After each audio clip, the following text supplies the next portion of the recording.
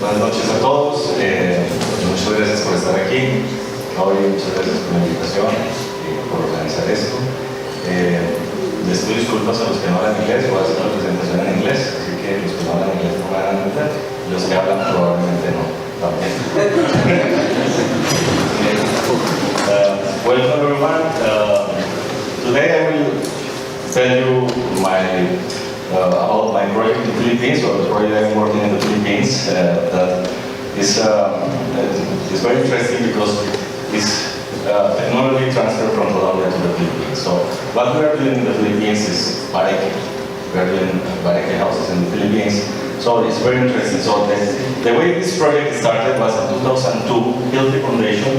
Philiphine Foundation is the foundation of the company here that makes the drills and the jackhammers and the bolts and all of that. So they have a responsible social part that is called the Philiphine Foundation. So in 2012, they decided to explore a project in the Philippines to see if it is possible to make social housing using bamboo as a structural material. So they contacted me in 2012, and I started to work in this project with David, by the way. So both of us check how we can implement the Colombian system Bahareque in the Philippines. So we did a research for around 2 years, about 2 years in 2012 and 13, and in 2014, Philippine Foundation decided to create Base Bahai. It's a Philippine local foundation, and they invited me to go to the Philippines to work with them. So I decided to move my family. It was a very hard moment to convince my wife to move from Colombia to the Philippines, but right now she's very happy there. So I will tell you what it's about. This is really low-tech technology, so don't expect that a nice high-tech presentation that you saw before, but it's to solve problems for poverty and social housing. So in Best Bahai, we want to provide alternative business technologies to enable a network of partners that provide comfortable, affordable, resilient, and eco-friendly houses with social impact. So I will tell you a little bit about Philippines. So Philippines is a country, a developing country with similar projects than Colombia. So we have there are a lot of poverty, around 4.2 million of poor families. So 20% of the population is a country with 110 million of people, but 25% of the population lives with less than $1 per day. So it's really, really bad. So there is natural disasters there, like here, but they have typhoons. We don't have typhoons here. So they have typhoons, they have earthquakes, and they have something that is even worse than earthquakes and typhoons. The typhoons, they have corruption that is even worse, and so destroy more than an atomic bomb. So when I arrived there in 2012 to research, you know, sorry, I will say something. You know that the Bahareque system here in Colombia is very good for earthquake-prone areas. So we know that because we have a lot of Bahareque houses in the Coffee region that have a very good behavior during the earthquakes in the Armenia earthquake and others. But we don't have typhoons. So when I arrived there and started to check what are the risks and the threat of typhoons and earthquakes, I realized that Philippines has an average of 20 typhoons per year. That is really incredible. And maybe 2 or 3 of these typhoons are more than 200 kilometers per hour and hit one of the areas. And for other side, earthquakes is like here. You have a big one every 10 or 15 years, and they're killed 200, 300 people. But the last strong typhoon that hit Philippines was Typhoon Haiyan in 2013 and killed 6,000 people. So typhoons is the real project there. So we proposed then something that we call the cement bamboo frame technology, that is Bahareque cementado. So we proposed then that technology, and we went to a process of accreditation of the technology with the Philippine government. So they have a building code like here, but the Bahareque system is not in their building code. Here we have Bahareque in our code, but there is not that option. So we need to conduct a lot of tests to prove to the government that the system can resist earthquakes, typhoons, is durable, and is easy to build and it's cheap. So we conduct tests for typhoon resistant, earthquake resistant, fire resistant, and insect resistant. So all those results we present to the National Housing Authority in Manila, and they evaluated, and we have to present it. At the end, we get something that is called high-tech accreditation. But here's some pictures of the tests that we did there. So we did mechanical properties with the local species that is called Bambusa brumeana. It's more or less similar in diameter than guadua, but the distance between the nodes is maybe 3 times as guadua, and also they grow very, very close one to each other, so the poles are a little bit crooked and curved. But we did all the tests in connections and shear walls to determine if the system could be, the Bahareque system could be adapted to this species, and the result was pretty good, so we decided to implement the system. But the big question, and this was the question when I started the project, that Hilti made to me was, but we know that the system is very good for earthquakes, but what about typhoons? And I said, to be honest, I don't know, because we don't have typhoons in Colombia. We know typhoons in America, we call it hurricanes. They start in the Atlantic Ocean and they go to North America, to the US, where they need to go. So they never touch South America. So we don't know anything about typhoons here. So we have two alternatives to check the wind resistance. One, the first one, or the first option was to make a house inside the wind tunnel. And, but that is quite expensive.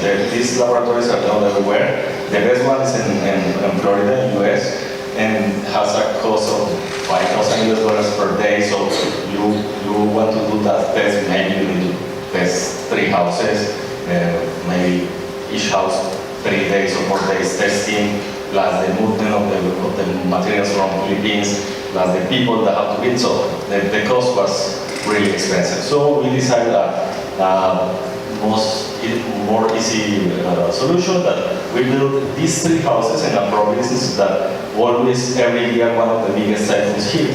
So when you want to go to a wind tunnel, you have 20 typhoons per year. So we built these 3 houses and we installed a weather station, a satellite weather station, so we can monitor. So the house in the left side is the system that we're implemented. The house in the middle is a hybrid house with a bamboo structure and laminated bamboo panels, and the house in the right was the same system that we proposed, but was the interpretation of the community and the workers. So we said that, okay, you already know how to make it, now make it by yourself. So change wherever you want to change. So they start to reduce costs. So they put less purlins, less joints, less studs, and many things. So we installed the weather station, and we only have to wait 6 months. So after 6 months, we have the visit of Typhoon Glenda with 220 kilometers per hour. And this was the houses after Glenda. 5 days after Glenda, we were able to reach this point and take this picture. So the first time that you see in the picture, there is no more weather station. So the weather station just flying. And the last record was 185 kilometers per hour from the weather station. But there was more weather stations around that show us that the speed was 220 kilometers per hour. And what were the other damages? This one. We have a small damage in the GI roofing. It's a teja de zinc. So you see there that it was in the house that was built by the workers. So the roof has less screws, less connections.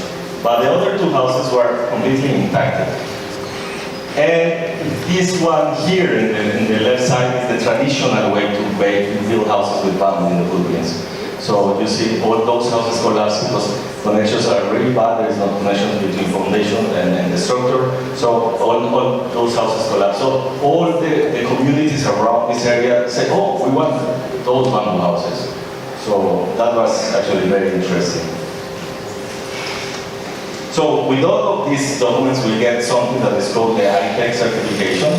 There is a process similar here in Colombia.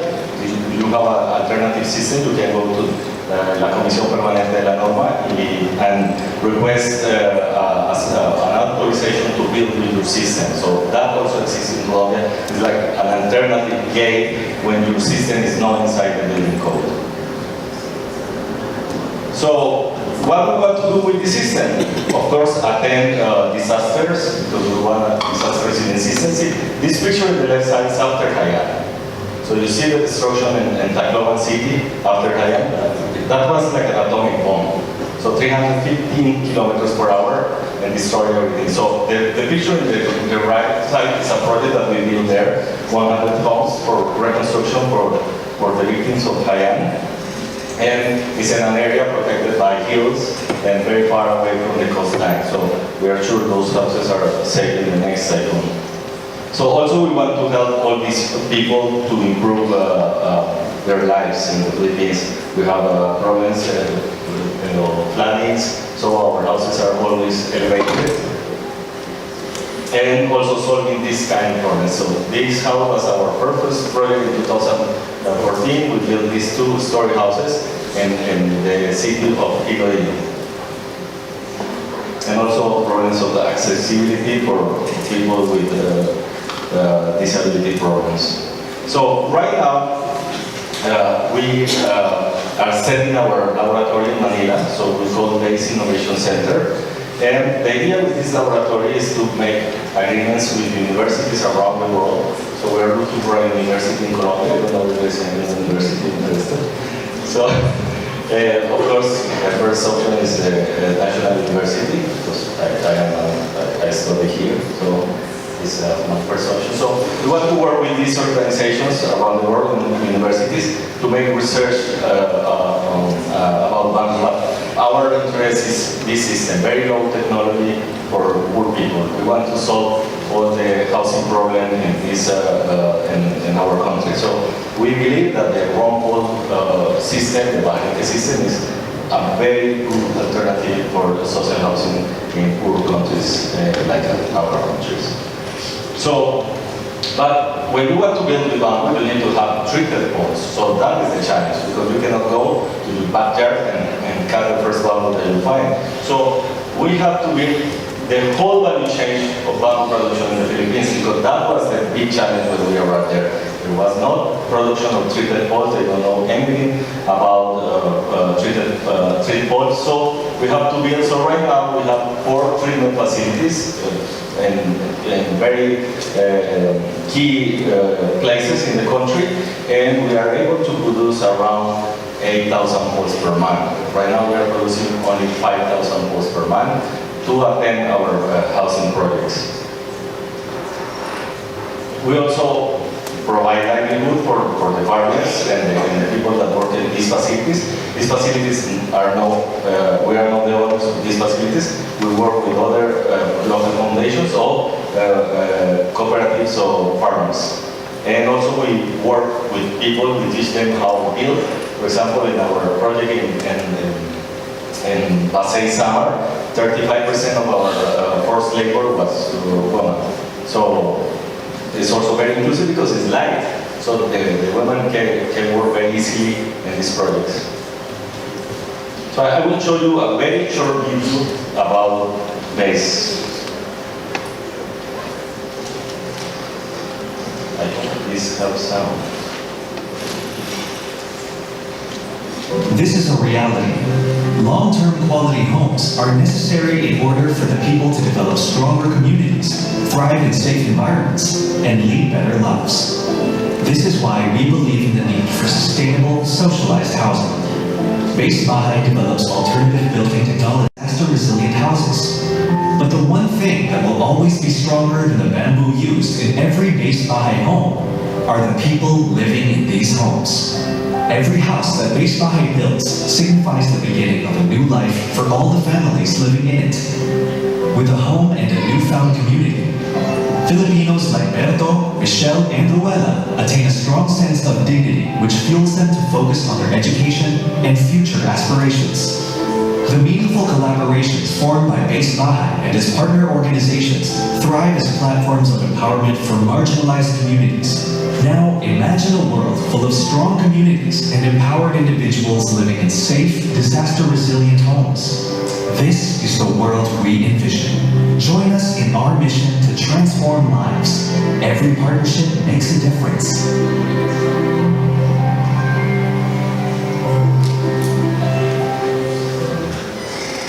So, our idea is to have a sustainable process of construction. So, we start with the bamboo production, the prefabrication of the walls, the construction of the house, and at the end we have this happy families living in our houses. So, right now we just signed an agreement with Habitat for Humanity.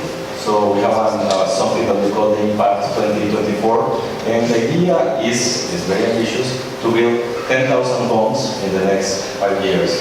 And all this will be in a province called Negros Occidental, in the middle part of the Philippines. So these are the first houses that we start to build with them. The project started